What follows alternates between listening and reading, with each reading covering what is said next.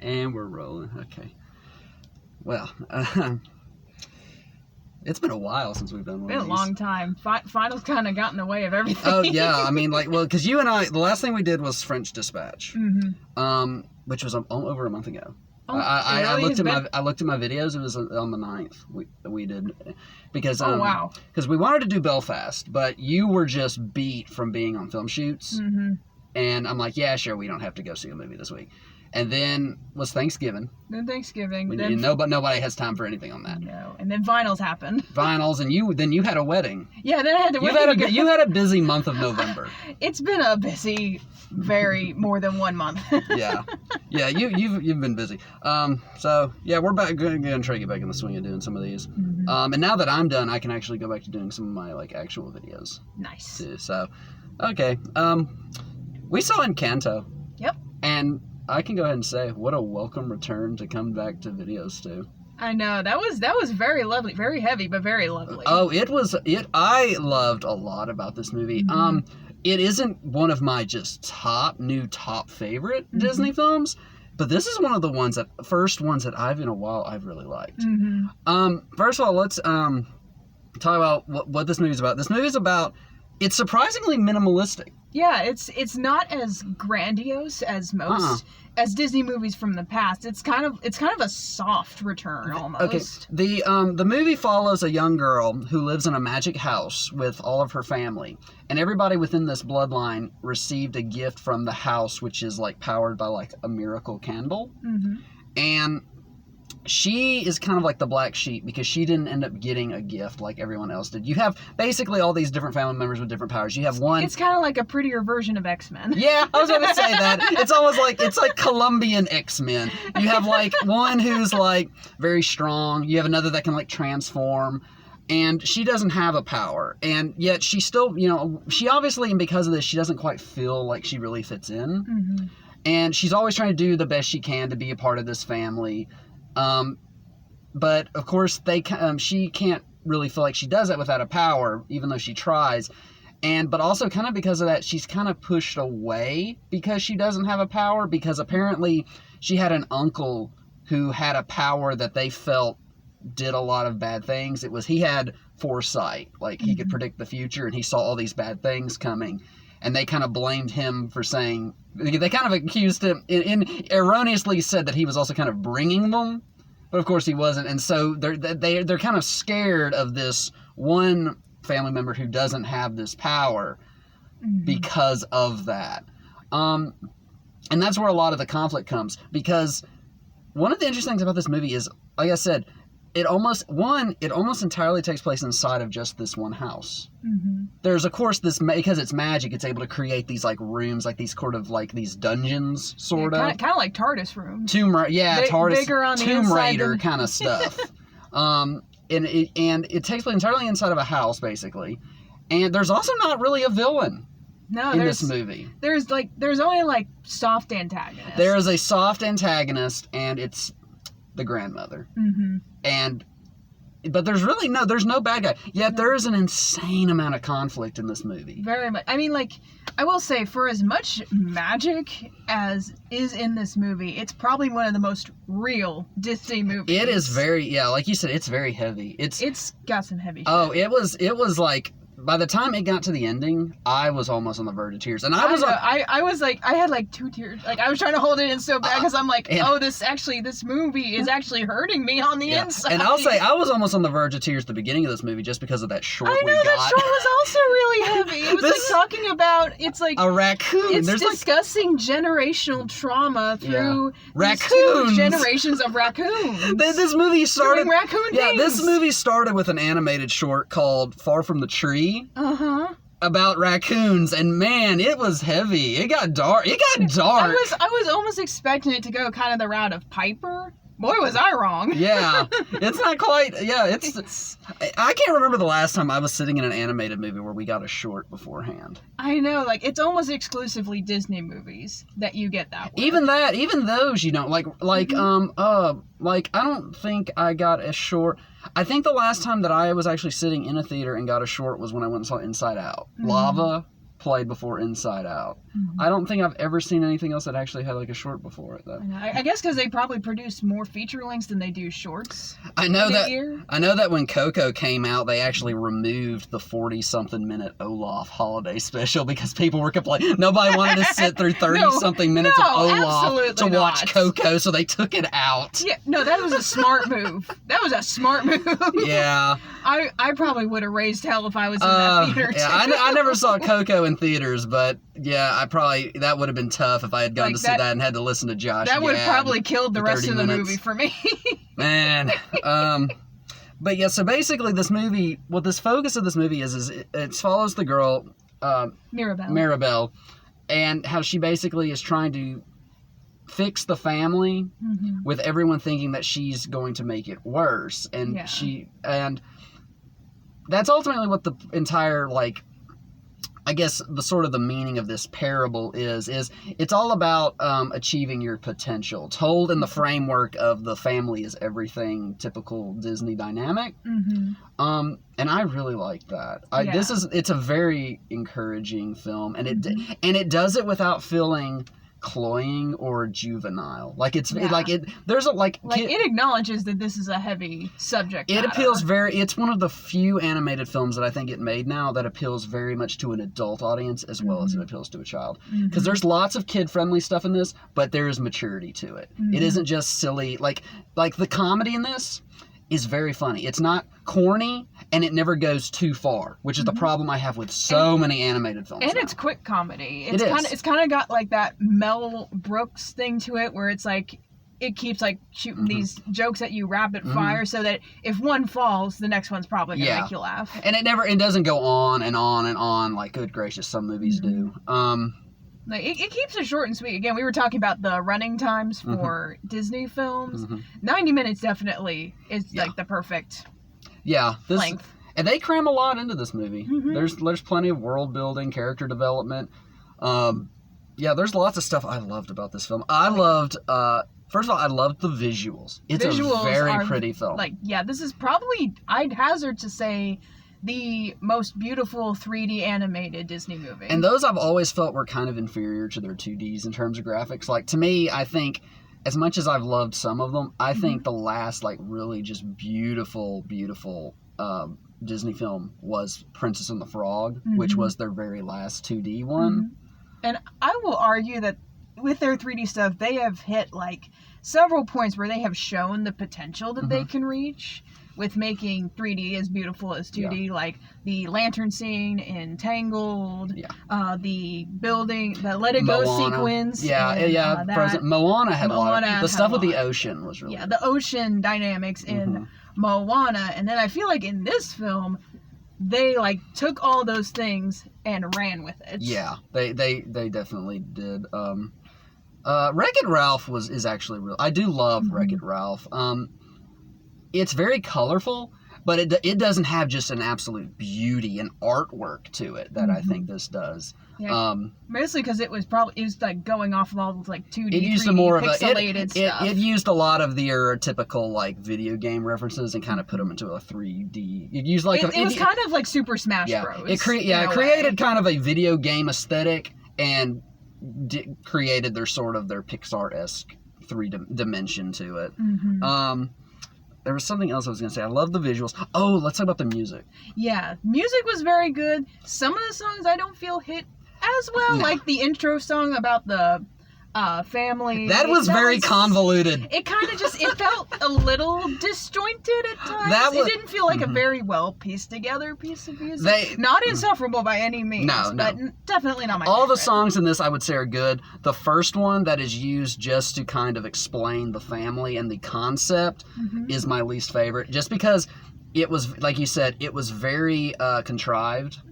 And then there's like points in it where they like try to fuse like the very sing-songy with rapping and stuff. I felt that didn't pair as well together as maybe it could have been. Yeah. And it was still very convoluted. I still had to actually, like, I learned more about who was related to who watching the actual film than I did listening to that song. Yeah, it like kind of sped through it really fast, and this is like we're a huge fan. And there was a lot of stuff I couldn't understand what they were saying in that very first song. Mostly because they were like, there was a lot of sound going on, and they were talking really fast.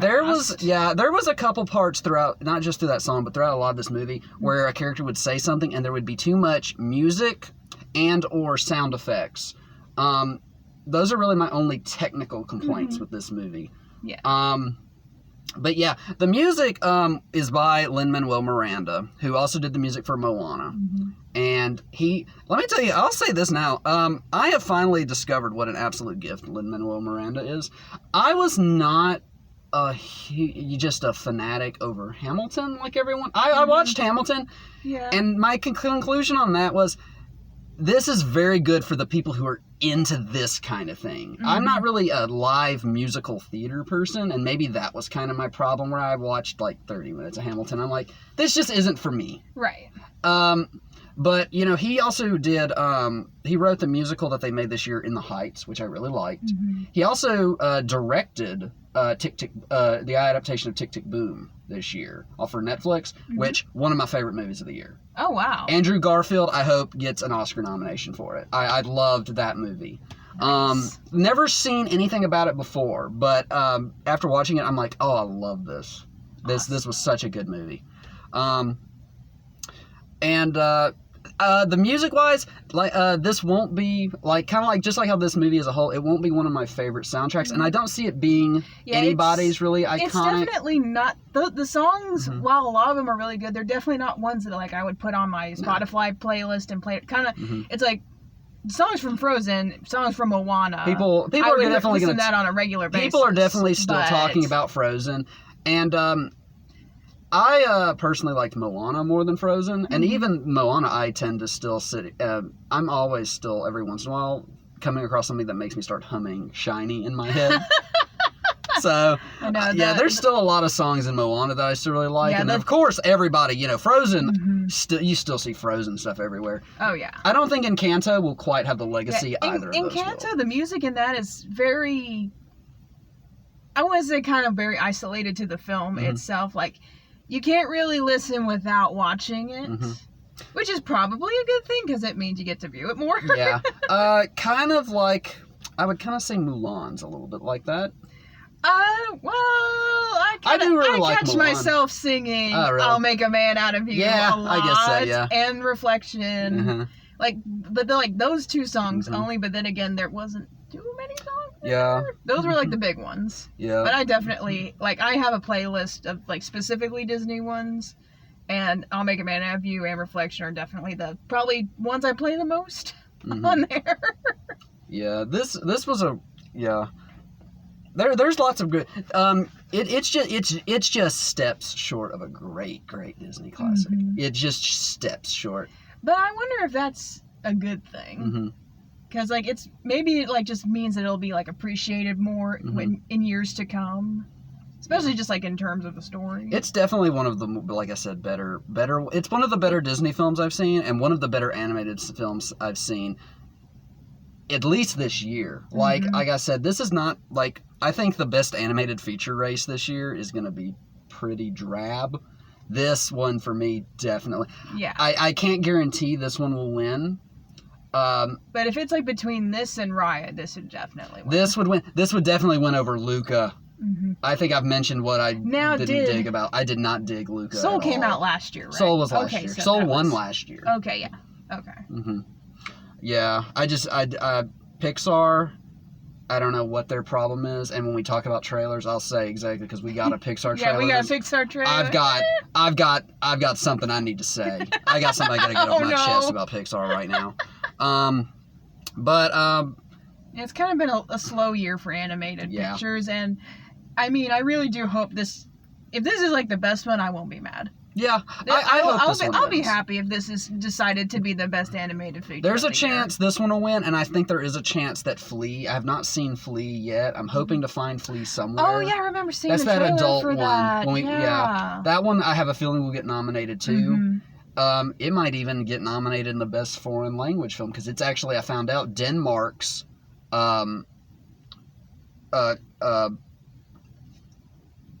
what do you call that? Denmark has done submitted that as their film for the best foreign. Every country gets to submit one film. Flea is the one Denmark picked. I found out this week. Yeah. Nice. But yeah, I really like this film.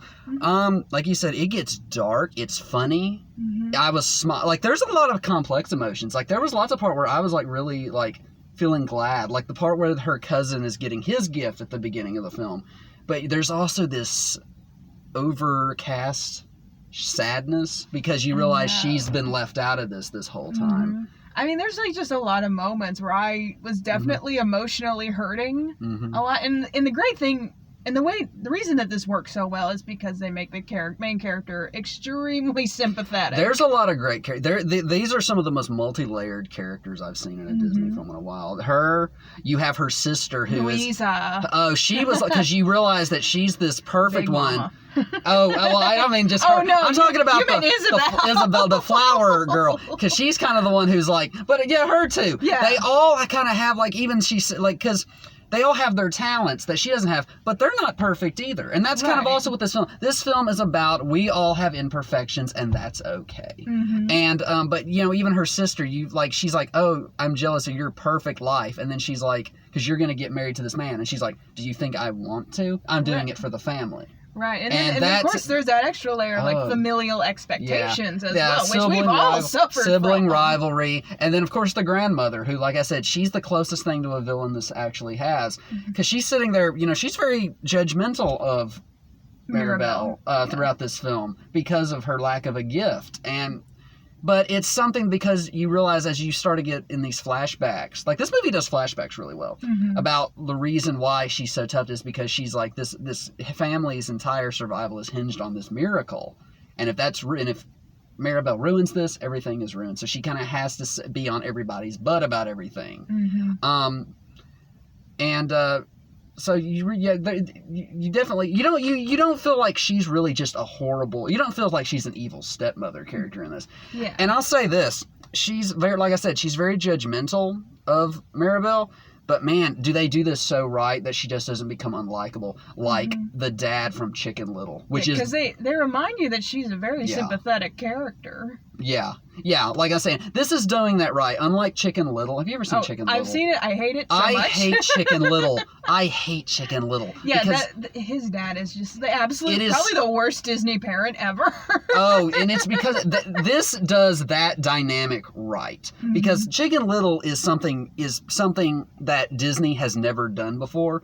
Unfortunately, that thing is pessimism. And that's what I hate about that film. That is the only, like, pessimistic Disney film. That was, like, the one year where they were, like, really in deep with the I'm not sure where we're gonna go now that we're, like, doing our own thing. Yeah, because they didn't have any, like, major hits with, like, their weird stuff, like Treasure Planet. Which is a shame, because all, like, Lilo and the Stitch. stuff, like, pre-Chicken Little was actually, like, pretty darn good. It's the stuff that I feel like has gotten appreciated more. Like, I love Atlantis. Yeah, Lilo and Stitch. Treasure Planet. I love Emperor's New Groove. Oh my God. Like, that and Lilo and Stitch had to be the two best films that came out of that era. That is your gruesome twosome of the Disney universe. The closest thing Disney has ever made to, like, cult comedy is in Emperor's New Groove and Lilo and Stitch. They're just so quotable. Yeah. Yeah, and then you had Treasure Planet and Atlantis, which was their verge in the sci-fi. Which Treasure Planet was in the works since the beginning of the Disney Renaissance, but it kept like getting pushed down in lieu of all these other bigger projects. And then I've heard that, like, when they finally got to do it, they couldn't do it to the best of their ability because they had to, like, keep changing it as they went. Well, because that movie was made with, like, some very, like, advanced technology. They put 2D characters over 3D backgrounds. Which, like, in a lot of shots is really cool. Like, I think they did manage to make that, like, really well, because, like, it's very pretty. They had started doing that, like, in the early 90s, and I think when they got to this point, they were like, okay, we kind of know what we're doing. Yeah, well, because they first did it with the ballroom scene in Beauty and the Beast, and then as they improved their technology and special effects, they were able to create, like, the space where... Yeah, like the big, like, Mm-hmm. Space in Lion King, the space in Hunchback of Notre Dame, like the huge sweeping scenes. Yeah, really Treasure Planet isn't just one of my absolute favorites. It's definitely one I think is just gorgeous, though. Mm-hmm. It is a gorgeous, gorgeous film. And such an interesting take on like a book from what, the 1800s? Yeah, it's old. It was Robert Louis Stevenson. He was the guy before, like, he wrote,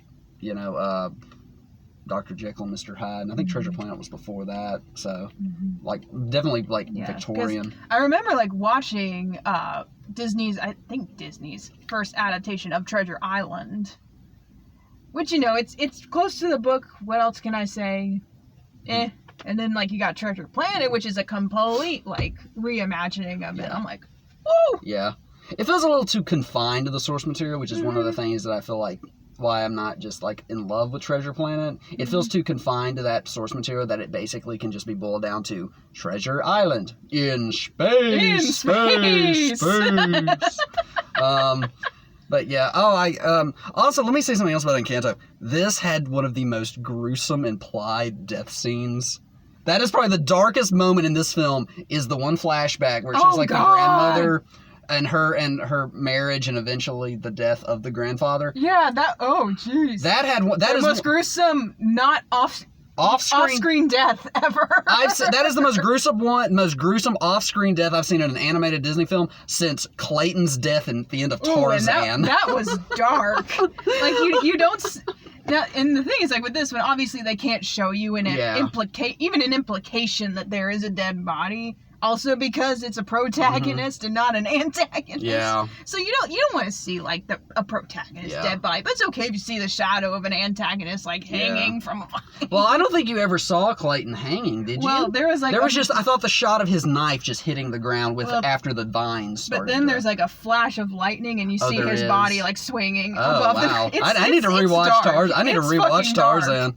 I need to rewatch Tarzan. That was like the point in the Renaissance era where they were getting real dark. That was their transition. That was their their curtain call to the Renaissance, saying we're moving out of this and we're going to get into our it's opening up to their experimental phase, because their next one was, I think, Emperor's New Groove. After that, it was like that was gruesome, and then like Hunchback came before 96, and that you had also an extremely gruesome death in that one. Where the guy just falls into molten copper. Dark. Hunchback is so freaking dark. That's like the one that actually looks at like corruption and like religion the source and material it came from. Like they definitely lightened it up a lot, which is probably an okay thing to make it appropriate for kids. Yeah, it's like this is.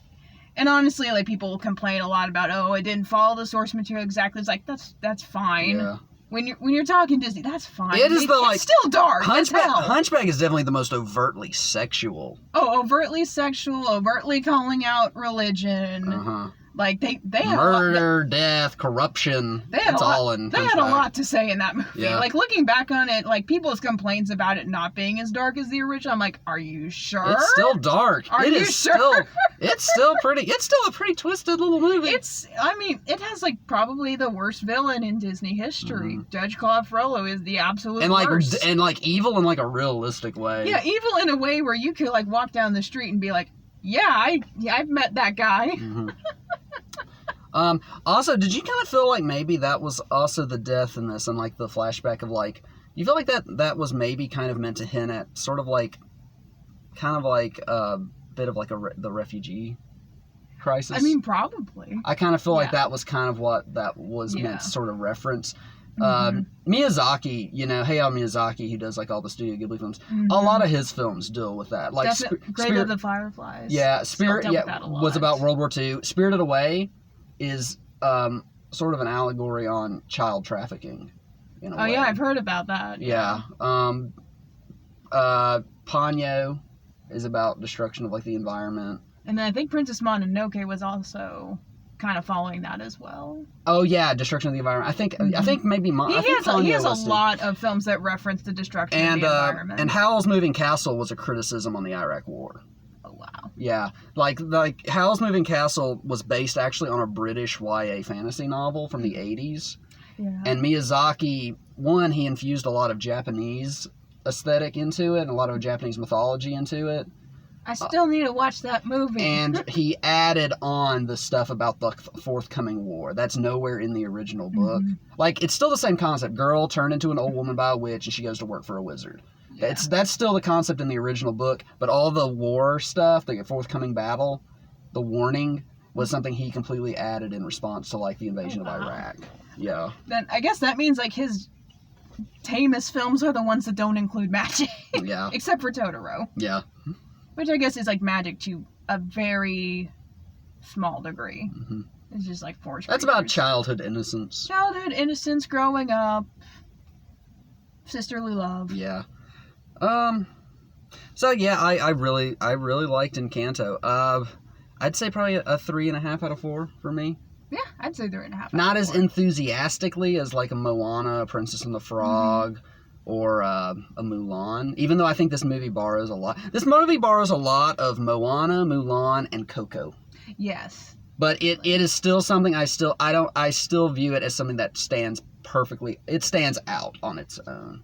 Perfectly fine. Definitely. Yeah, I like this movie a lot. And then the short before it, I liked it as well. Oh, yeah, that was a good short. Like, it was very short. It got its message across just fine. Heavy as hell. Yeah. But I was getting almost like Fox and the Hound vibes on that. No, that's like, ugh, it hurt me a bit. Okay, so I guess we want to talk about trailers. Yep. If I can remember them for the most part, unless you want to pull them up on your phone. Yeah, actually, I do remember. So, first one we got was Sing 2. Sing 2. Whatever. Don't care. Illumination has made one really good film that I really love. It's the first Despicable Me. Sing was tolerable.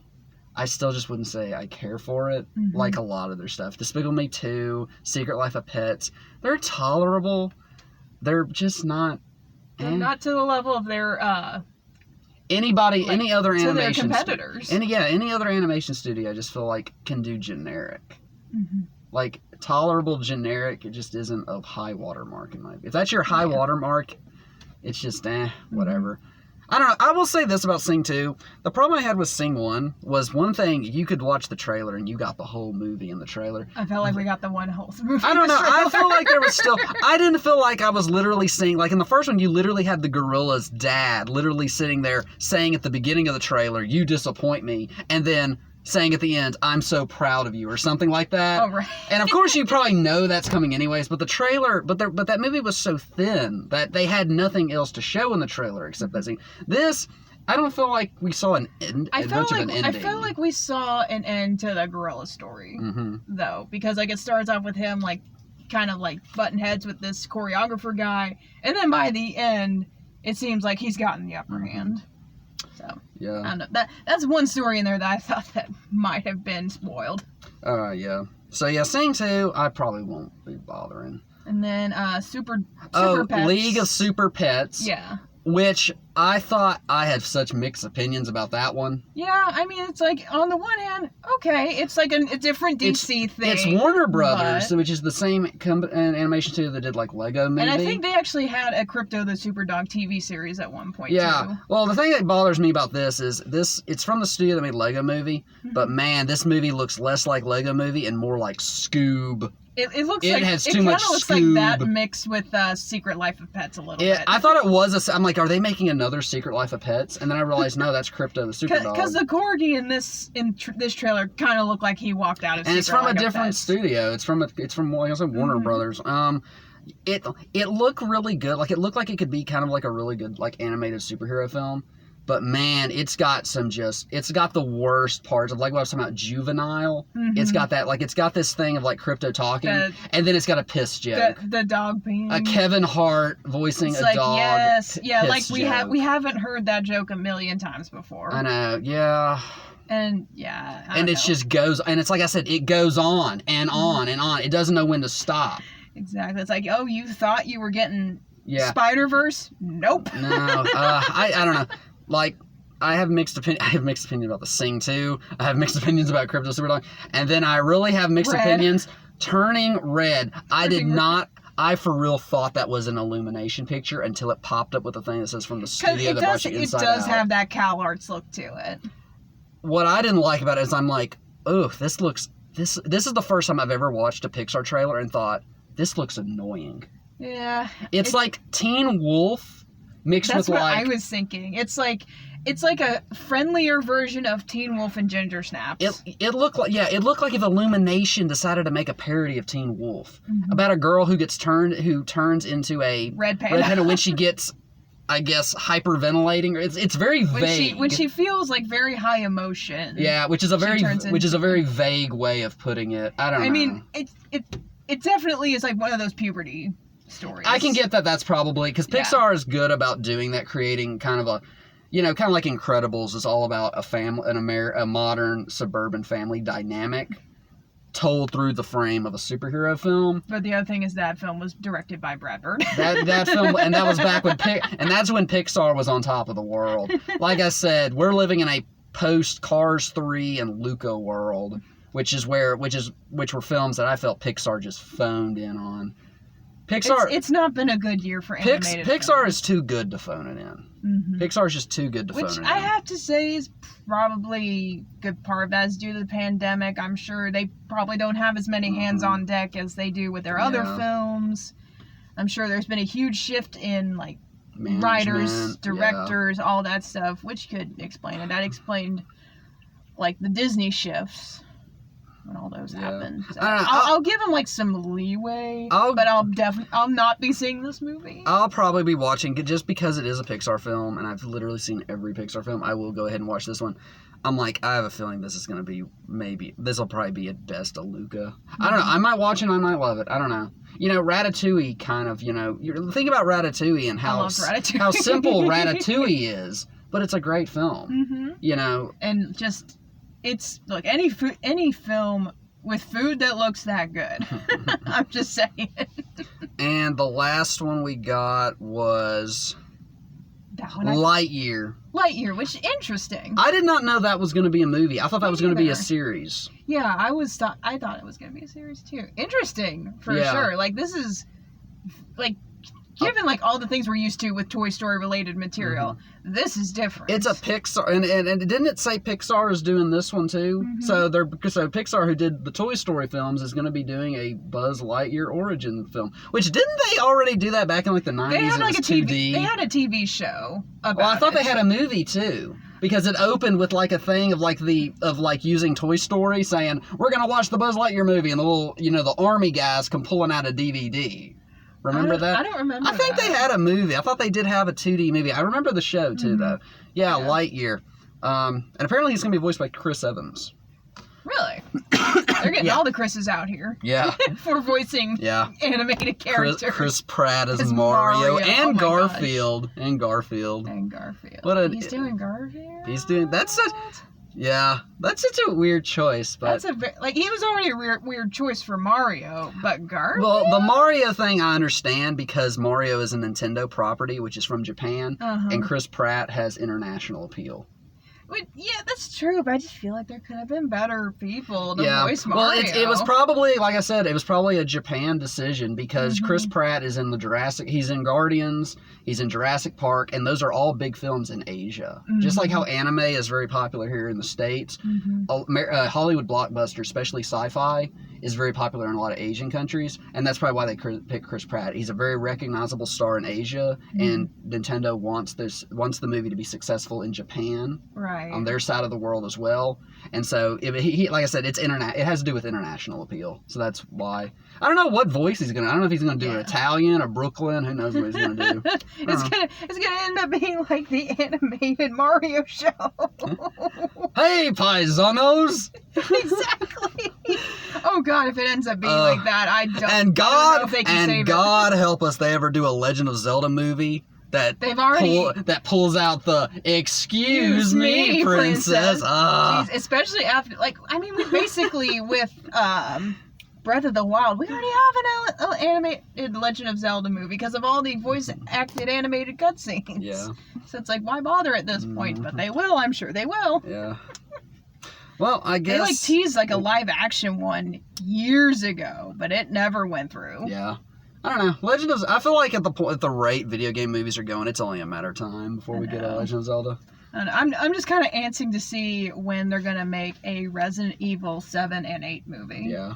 Because those were like, I'm generally new to the Resident Evil genre, so I can't speak to, like, how I feel about the first couple. I'm sure they are extremely terrifying, but, like, these recent ones have, like, they've got movie-making material. Yeah. I'd like to see where they go. And then I thought I'd heard that they have officially started, they've at least casted Metal Gear Solid movie. Allegedly Oscar Isaac. That's the last thing I heard. I'd heard Oscar Isaac has been casted as Solid Snake for a Metal Gear movie. Nice. But I don't know if that'll, I don't know. And then Witcher Season 2, I think, just recently. I mean, and there was allegedly years ago that John Woo was allegedly making a Metroid movie, and that never materialized. That was like over 10 years ago, so I don't know.